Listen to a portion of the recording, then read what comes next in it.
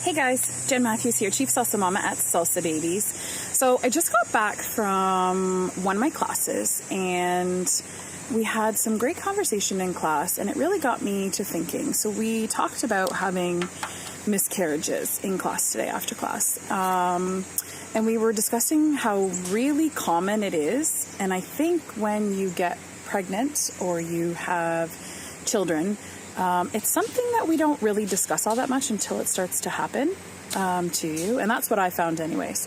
After I had mine, I didn't realize how common it was and how many women had them until after I had my own.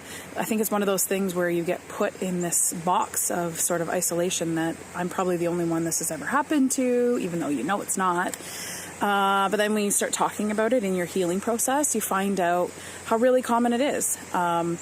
Before I was the Chief Salsa Mama at Salsa Babies, I used to work for the Ontario government in a small office with probably 6 or 7 women. And I had actually had my miscarriage when I was working there. And when I went back to work afterwards, we sort of, as a group of women, were talking about it. And 2 of the girls out of the 7 were younger than I was. The rest were sort of older, and we got to discussing it. All of them had actually had a miscarriage before that. So in the class today, we were discussing sort of, I guess, experiences with miscarriage, and I thought I'd share mine. It was before I had my oldest, who's almost 11 now. My husband and I were living in Toronto at the time. And we got pregnant. We were super excited. We get pregnant very, very easily. We're one of those people where he can basically look at me and I get pregnant. And that's what happened. I got pregnant. We were enjoying the pregnancy, very excited to welcome the birth of our first baby. And I would say we got pregnant around the beginning of November.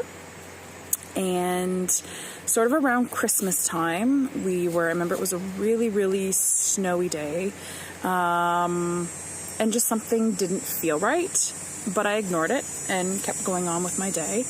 About 6 weeks after that, so I guess maybe around the end of January, beginning of February, I went in for my ultrasound. That's my dog, Jersey. We're at our spot. This is our peaceful spot. I went in for my standard ultrasound, and I could tell by the look on the tech's face that something was wrong. So she had said, you need to go in for another ultrasound, a different type of ultrasound. And so I did. I was really scared. I was kind of young. I was probably about 25, 26. And I didn't even think that something could be wrong. I actually thought there was probably something wrong with the baby instead of what was actually the case. So we went in, did the ultrasound. They told me that my baby didn't have a heartbeat. Could I be wrong about how far along I was? No. It turned out we had lost the baby around Christmas time, and it never took care of itself.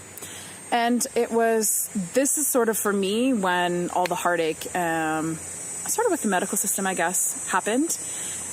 So we had to have DNC to take care of the process, I guess, because it wasn't taking care of itself. I had lost the baby 6 weeks earlier and it didn't come out. So we had to get it taken care of.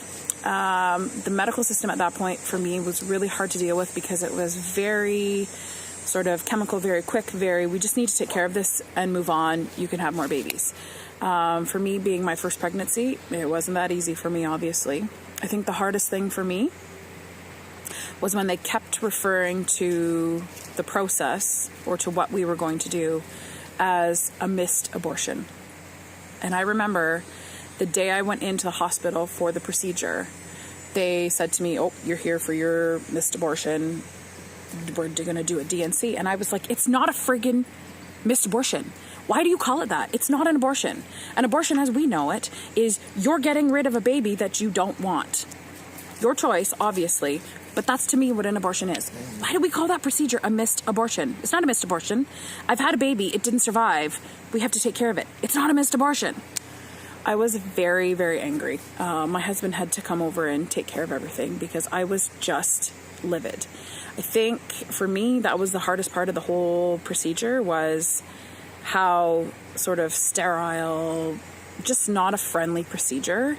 And then we go and call it that as well. So that was my story. We got pregnant very quickly. We were very, very lucky to be a very fertile couple. But that was sort of my story, and I kind of wanted to share it just to put my story out there. Sort of, I guess, just to show how common it is. Thanks for listening. That don't sound so big.